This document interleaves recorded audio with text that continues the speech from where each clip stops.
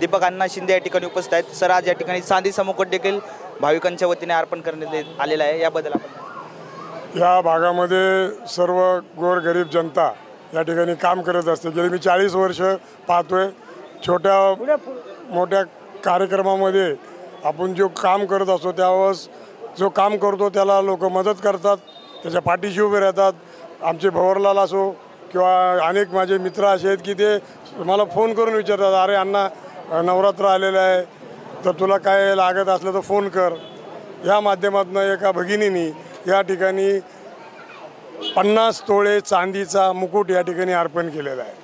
आज एवढी महागाई असताना, गोरगरीब महागाईमध्ये होरपळत असताना तरीसुद्धा देवीवर श्रद्धा व भक्ती या माध्यमातून या ठिकाणी या एका अवताडे परिवार यांनी ह्या 50 तोळे चांदीचा मुकुट देवीच्या चरणी अर्पण झालेला आहे। सांगायचं एक दुःख असं वाटतं की ज्या माता भगिनीने जे मुकुट दिला त्या आमच्या भगिनी, तिला नेमकं कार्यक्रमाला यायचं होतं पण आलं देवाजीच्या मनी ती कार्यक्रमाला येऊ शकली नाही, तिला त्रास व्हायला लागला म्हणून ती आता सध्या ॲडमिट आहे।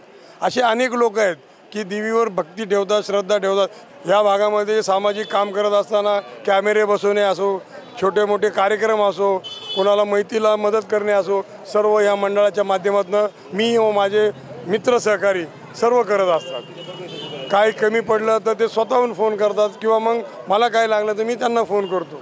पण या मंडळाचे मला 40 वर्षाचं असं नातं जुळलेलं आहे की या नात्यामाध्यम मी ह्या मंडळाच्या माध्यमातून गोरगरीब जनतेची सेवा करतो। माझा पुढचा एक उपक्रम असा राहील की मी आपलं मंदिर आपली जबाबदारी ह्या माध्यमातून एक संघटना, एक फेडरेशन तयार करतोय।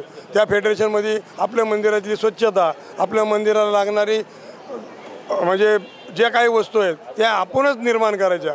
जोर जबरदस्तीने कोणाकडून वर्गणी न मागता, कोणाला दमदाटी करून जो मानत नाही देवाधर्माला त्याच्याशी तर बिलकुल जायचं नाही, असं मी मंडळाला आव्हान करील। आणि एक व्यसनमुक्तीचा विषय आणि आपलं मंदिर आपली जबाबदारी ह्या मंदिराची एक फेडरेशन करतोय। आमच्या भागात जवळजवळ 67 मंडळ आहेत येरवड्यात। त्या मंडळाच्या माध्यमातून मी त्यांना एकत्र करून त्यांना प्रबोधन करून कुणाला त्रास न देता आपला उत्सव आपण चांगला करू शकतो हे मी सिद्ध करून दाखवल आणि त्याला माझ्या सर्व मित्रपरिवाराचा होकार राहील हे मला या निमित्ताने सांगायचं आहे। आणि सर्व मित्रपरिवार माझ्या या कार्यक्रमाला उपस्थित झाला त्याच्याबद्दल मी सर्वांचं आभार मानतो।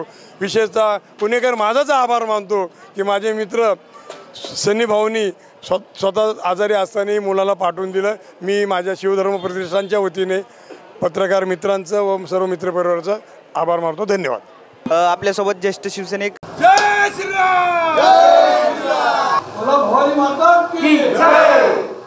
नमस्कार, पुणेकर माझामध्ये आपलं सर स्वागत। सध्या आपण लक्ष्मीनगर भागात शिवधर्म प्रतिष्ठानच्या वतीने समस्त हिंदू आघाडी या नाम फलकाचं उद्घाटन आदरणीय मिलिंदजी गोटे यांच्या वतीने करण्यात आलेले आहे। शिवधर्म प्रतिष्ठान या संघटनेच्या वतीने माघ पौर्णिमेच्या शुभदिनी समस्त हिंदू आघाडीच्या नाम फलकाचं या ठिकाणी उद्घाटन केलेलं आहे। खरं म्हणजे नियोजित कार्यक्रम आदरणीय पंतप्रधान नरेंद्र मोदी यांचा जो संदेश आहे, एक आहे तो सेफ आहे, या फलकाचं उद्घाटन करण्याचा होता। परंतु कामातल्या काही त्रुटींमुळं आजच्या ऐवजी थोड्या काळामध्ये पुढच्या ते कार्य पूर्ण होईल।